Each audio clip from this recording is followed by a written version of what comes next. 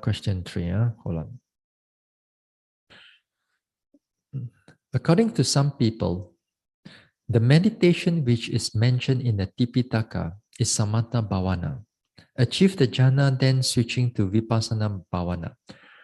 Bracket, not directly practicing Vipassana by using rising falling Mahāsī method. Please explain and comment.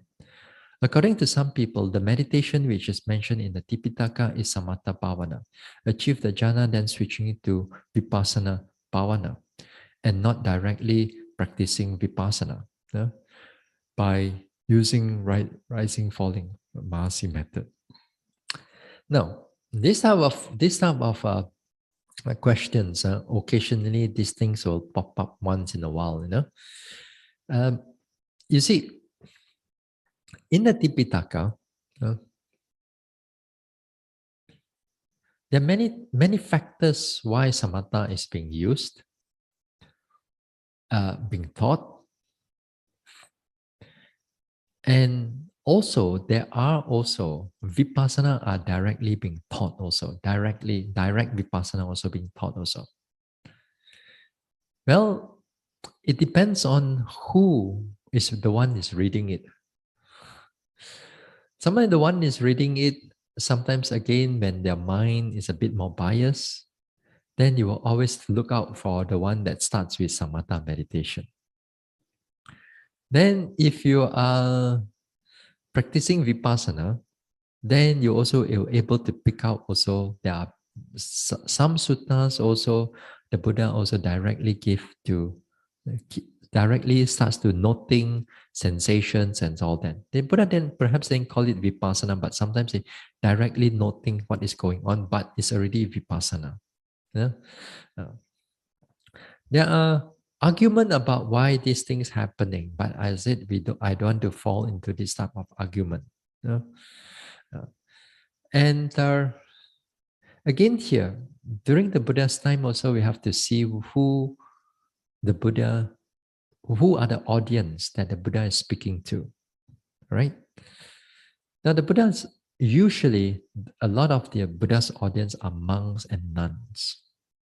Monks and nuns, in other words, they have really given up their worldly life and then they fully comes in and practice, So because they have the time of practice, then when the Buddha sees that they can do samatha and they can do vipassana, so the Buddha taught both of it. Because if you have both samatha and vipassana, it will be very good because of, in a way that it's also good for the sasana, for during the Buddha's time. Because the samatha got its own special powers, vipassana got its own special powers in the sense that you can able to get out of samsara. So samatha also got its own great powers also. And the Buddha taught this type of things. As long as we don't attach to this type of powers and so on, then we switch over to vipassana, then well and good. So for me, because I practice both area, and for me, I know that even if I teach you samatha first, then vipassana also can. But do you have the time? Do you have the time? We don't have the time. Most of us, we don't have the time. Because after that, you have to go back already. You think 1 month you can get jhana already? No lah, not yet. Don't forget that all your hindrances are still there. It's not that easy. Even that doing samatha is not that easy. So because of all this thing, and then we look at the current state of the nature of people and so on, and also we follow our teachers, and then because of that we taught vipassana, and we taught vipassana, and then we find that yogis also can able to improve. Those people who practice samatha and let's say they can, after that, they come to vipassana, they're also able to improve. The improvement is the same one, whether you come in from samatha or you come in from vipassana, directly vipassana, the path, the development is the same one. When you notice the pain, both come in also got pain one. When you notice arising and passing away, both also got arising and passing, whichever way you come in. You notice here, head bobbing, heartbeat, beep, pop, yeah, everything. Those doing samatha, when they come into vipassana, they will still see those things. Doesn't mean that they got some special path that they can going to develop. No, there's no special path. There's the development of vipassana, or the path towards enlightenment is only one path only. Then the path of insight in a way that it's consists of anicca, dukkha, anatta. So no matter whichever path you're taking, whether it's going to be direct or indirect or using samatha, finally you have to go through all the anicca, dukkha, anatta also. Until then only nibbana is there. This is what we know. But the thing is that right now, there are people who taught this samatha and so on. Then the moment that you reach the jhana, then you reach higher jhana, you come out of the higher jhana, then you are enlightened already. No talking about anicca, dukkha, anatta anymore. Straight away enlightened now. These things is happening. They are in the books. Currently, they are in the books. First, second, third, fourth, fifth, fifth, sixth, seventh, eighth. Eight jhana come out from the eight jhana. That's it. No anicca, no dukkha, no anatta, no impermanent, no nothing already. They thought that you've seen the impermanence enough, like in everyday life type of impermanence, or you reflect on the impermanence enough already. To them, that is enough already. They see all the impermanence they thought that then by just doing samatha meditation, you come out, then jhana. After all this jhana, then it's already nibbana. It's already what do you call that? Anagami or arhan already. There are interpretation like that. So the thing is that you see, this whether it's samatha or vipassana, again here, there's going to be a lot of debate. When this type of debate comes in, I've seen monks, they throw at each other, I mean, figuratively, They take this sutta, you see the Buddha says that, then another, you see the Buddha also say this, then they take out more sutta, you see this. This is an academic argument, To me, I don't want to get involved into all these things because I know if you want to go anyway, also can develop. To me, I know the path. Whether you're going to start off with vipassana, also can. You're going to start off with samatha, also can. Finally, it has to come back to vipassana. I start off with vipassana. I know you can able to improve. Later on, I tried samatha meditation. Then I come back with it. Yes, also it's improving. But when you do samatha meditation, it's good because it helps to cool off a lot of your hindrances, which is good. But then you don't have that wisdom yet. So the wisdom, you have to come back to that vipassana wisdom of anicca, dukkha, anatta in various manners in order for them to develop. So in terms of like which to start first, to me this is not important, not so important to me, Usually when practice don't go far, that is where the doubt come in. When your practice is go far, whether you still want to switch over to samatha and then it's like handbrake first. Wait, handbrake the vipassana first. Before enlightenment, let's go to samatha and play with it first, then come back and then release the brake, then let's go. You know, it's like that.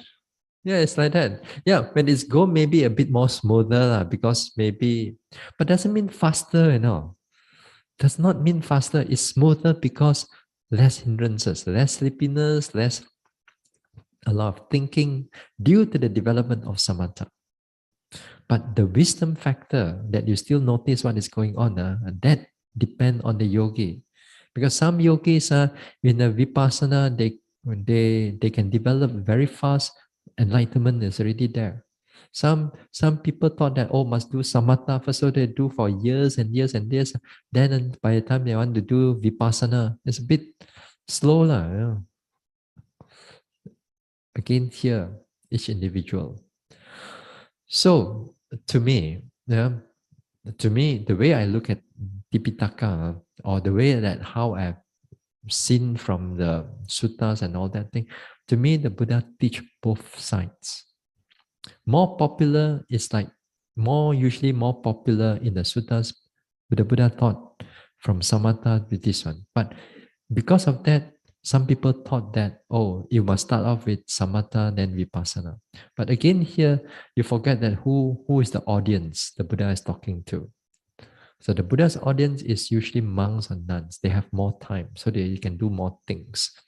So here, we are lay people, a lot of lay people, then you may not have much time. Then there's another alternative. Then only the Vipassana way is well and good. Yeah. Mahāsī Sayadaw also knows about all these type of things. Not that he doesn't know. He wrote about all the books about Samatha and so on. He knows all these things. But he taught Samatha, he taught Vipassana. And he taught Vipassana. People again thought that Mahāsī method is always this rising and falling. Whereas rising and falling is a primary for the sitting meditation only. Yeah. But don't forget that in the practice of Mahāsī method, everything you have to note. No. Every object you have to note, although there's a primary object at the rising and falling.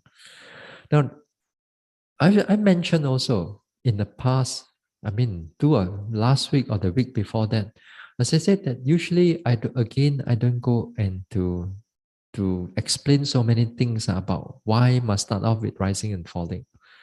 Why must not start off with in-breath, out-breath? Why must not start off with other sensation of the body? Yeah?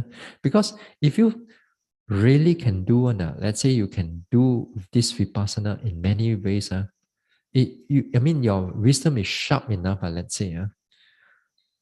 No matter which object that you're going to take up, whether it's going to be rising and falling or in-breath, out-breath, or sitting, touching, or sensation, or the pain, finally, all these sensations, if you can develop, they will come, they will merge, they will come to the same thing. Everything just arising and passing away only. And all this within this arising and passing away, they are all anicca, dukkha, anatta is inside there. That time when it's arising and passing away, you see again and again, you don't even know which object you are noting. You're not sure whether you're noting rising, falling, or in-breath, out-breath. You're not sure even whether you're noting the mind or the body object. Because whether the mind or body object, everything is just arising and passing away. And that time also the same thing, you don't conceptualize, you don't think whether this is rising and falling, or whether you think this is in-breath, out-breath, or whether you don't think this is mind or body object. They are just arising and passing away only. So that time, all the debate you talk about, rising and falling, in-breath, out-breath, then it's no more relevant anymore. It's no more relevant because everything goes into arising and passing away. It doesn't matter anymore, all these things. That's why I say I don't go and debate these type of things. But since we are in this topic, why don't we just start off with in-breath, out-breath since the Buddha talked about it? No?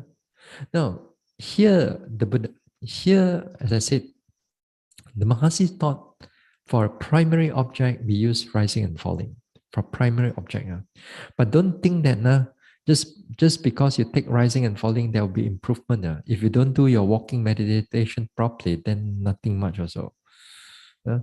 So again here, we take this rising and falling. For me, it's better for you to being aware that rising and falling is easier for you to develop Vipassana. Because if I'm going to ask you to do in breath, out breath, some of us may be doing Samatha meditation using Anapanasati already. So for you to just use the same object, look at it differently, it's going to be very difficult. Your mind will tendency to go back to the way of Samatha. So it's easier for you to go to the rising and falling and use it as a new object. Yeah? Later part, no problem already. Whether you're using in breath or breath, rising, falling, doesn't matter anymore. Yeah? And also and also I think also or I read also that rising falling is easier right now.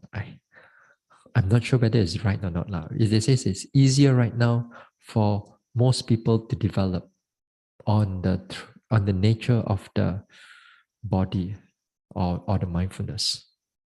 It is said. Whether it's true or not is up to you. You work hard, everything also can. You don't work hard, everything also cannot. Yeah. All right. Yes. Okay, we'll stop here for tonight. Okay. So the next will be on Monday. Okay. I share my rights. Idang me bhavanang nibbanasa pachayo hotu. May my mental cultivation be a condition for the realization of Nibbana. Imang no punya bagang sabba satanang dema. We share these merits with our departed ones, with all beings and all the devas.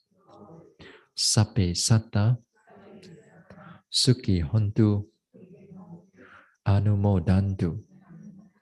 May all beings be happy. May they rejoice in these merits. Sadhu, sadhu, sadhu, sadhu.